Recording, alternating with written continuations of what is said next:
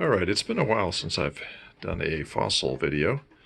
What you're looking at is a bowl full of fragments from a dinosaur bone, probably a duckbill dinosaur, based on the commonality in the site of duckbill pieces and the size. I took this fossil, it was one piece, and I used my scientific disassembly tool to disassemble said fossil. And what's fascinating is we have in here a bunch of fragments, but there's also some little pieces of dust down here on the bottom. So I'm going to try to scoop up a little piece of that dust.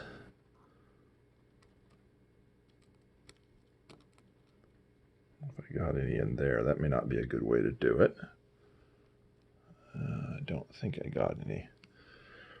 Better method. Just go ahead and use my finger and get some to stick to it. Yeah, let's see here if I can find where the lens of this thing is. There it is. You can see I've got a few little fragments of dust there on my finger. So I've got this slide over here, and I'm going to put these fragments on the slide. So, I mean, of course, in a real lab, they go through a lot of care to be very clean, avoid contamination, yada yada. But when you see what we see here, it'll become clear that it is what it is. You're not seeing contamination. So we're coming over here to the microscope. I'm going to hit pause here for a second as I put the slide. All right, okay, we are continuing. That was a two-hand operation. So it's a little bit bright to see, but I'm lining up some of those pieces in the lens. I'm going to go to the lowest magnification, which I think it's, I don't know, 40 maybe, something like that. Let's hold this up here so that you can see it. All right. Now this is where it gets fun. It's getting things steady and then also getting our focus in. Let's see here. Hopefully. There we are there. Hey, we're starting to see fragments. So, isn't that nifty? That is fossilized dinosaur bone right there. So, I really want a small piece. That looks really nice. Although I don't like the shape. Is that actual dinosaur or is that some sort of contaminant? But we will find out as we look. So let's go to a higher resolution. There it is, got it centered. Come in a little bit on there. Ah, it's actually two fragments, looks like, so that's good. Because normally you wouldn't see a branching fragment. That wouldn't make any sense. So, nifty, cool and all. Let's see. Now I want to go to a higher magnification.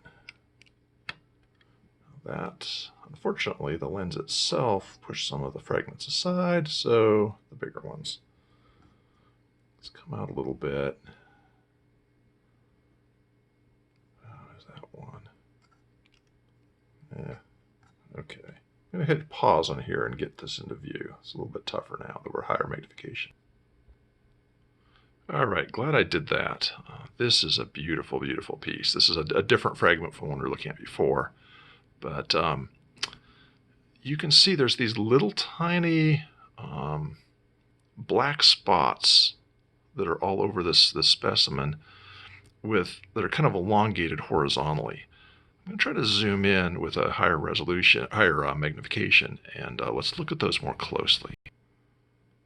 So now we are at 400 magnification, and this is becoming absolutely phenomenal. You can see those black elongated spots here, and I'm going to try to zoom in with the camera on them. Oh yeah, this is amazing. All right. So now the question is, what in the world are you looking at? Well, obviously not looking at much right there, but if I can get this to hold steady. These black spots, and you can notice there's little arms shooting off them that focus there is kind of not so good. Let me see if I get one that's more direct. There we are. You can see little black arms coming off of each of these elongated black pieces here. There, that's another one. That's you can see that very clearly. It's got these little hairs coming off of it, and so forth. So, question is, why are there a bunch of these little pieces all through here with these little hairs growing, off of them?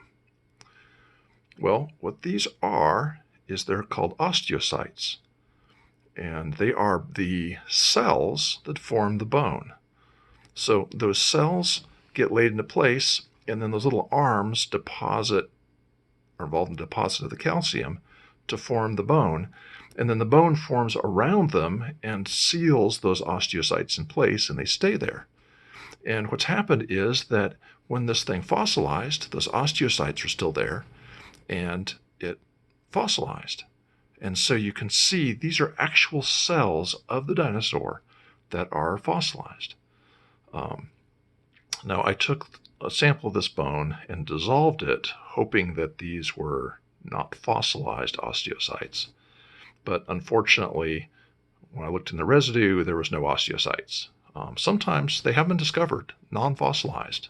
They get trapped in a mineralized matrix, and the original cells stay put and have been able to, you dissolve away the matrix and you've got a cell floating around.